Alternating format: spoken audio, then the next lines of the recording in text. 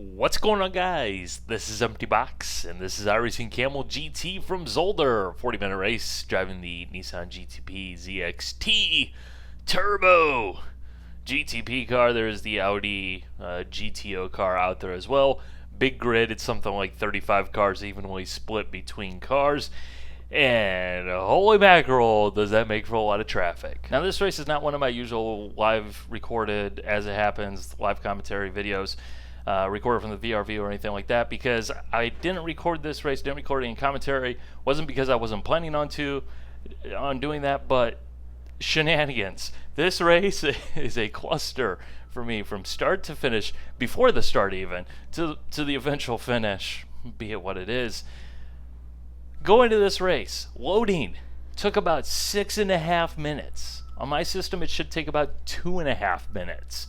I know this because I loaded up the practice session with a similar amount of cars. I've loaded up many races with similar amounts of cars. I've loaded up many races at this track. Like, there's no reason why it took so long other than something was going wrong, something was not quite working the way it was supposed to. Joy. This put me behind the 8 ball because my first laps in the session was qualifying. As in, like, I have to leave and do my qualifying lap right this instant, otherwise I'm not going to get a qualifying lap. And it's a track that's going to be borderline impossible to pass on in a GTP car. So, we better get going. While I do that qualifying lap, I see that my latency meter is saying that I have tremendously high ping. As in, like, this is going to be a problem. You can't race with this kind of ping. So here I am now. I pull my VR headset off. I don't have my glasses on, so I can't see. So I just start closing like every single window that isn't iRacing, figuring maybe Steam is updating the game. You know, maybe instead of hitting the record button, I accidentally hit the stream button and it's uploading video, and that's what's causing the problem. You know, maybe this or that, or who knows what. Just kill it all with fire, and hopefully it works. And it didn't work. I'm still fumbling around trying to figure it out as we're leaving on the pace lap. And eventually someone says there's been a problem with iRacing in their European server farm. There's been some elevated pings because of some issues or something like that. Hopefully it'll work out. About 3 or 4 laps in, it does eventually work out, although you guys won't notice from the replay, obviously. But I will say this, it was madness getting into this race. It was just panic, just like, what the heck is going on? Why is this not working right? But anyways, lots of cars, small little track. See you guys at the end.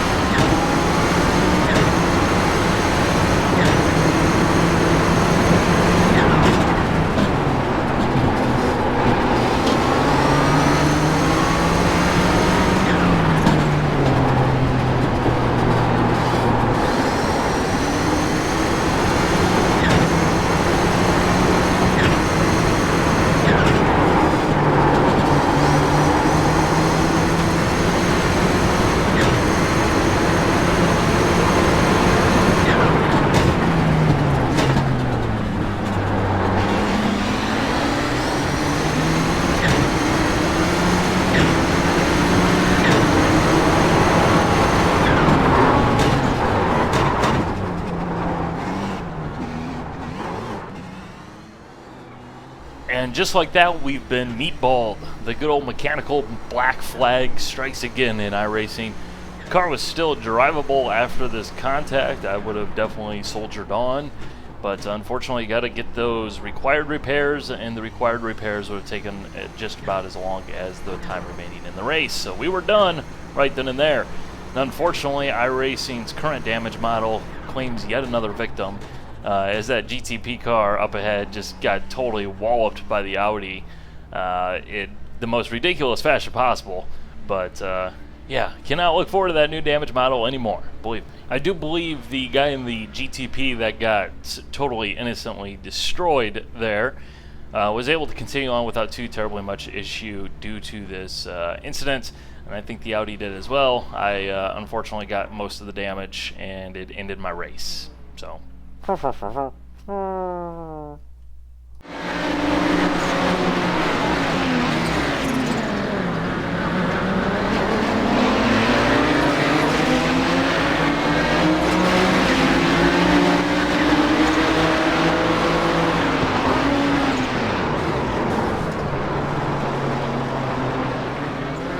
Alright, let's go ahead and take a look at that one. I like how he just like powers on through that gravel trap like it's not even there.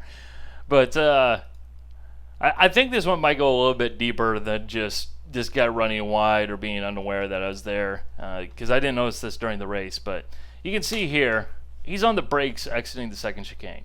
As you may have noticed throughout this race, the Audi is an absolute demon coming off of the corner. In fact, it's actually faster than the Audi or the GTP coming off the corner, because Quattro, you know, that's its thing. That's what it does, and it's really good at what it does.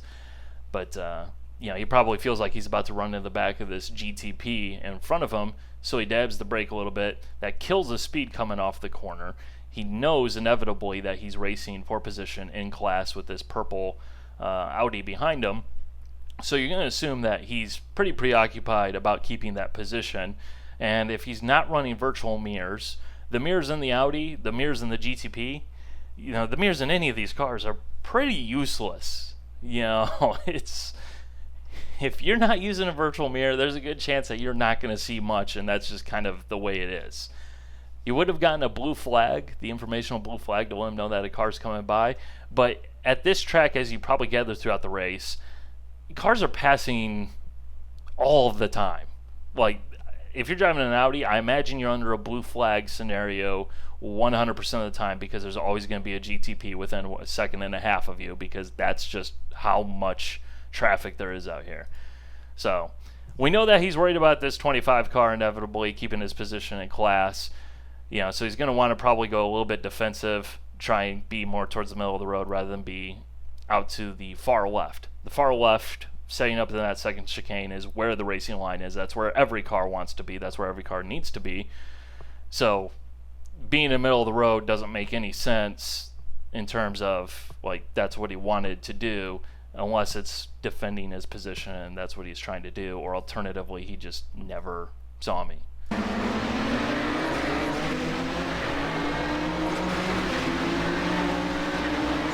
can see this, the purple guy holds a tight line.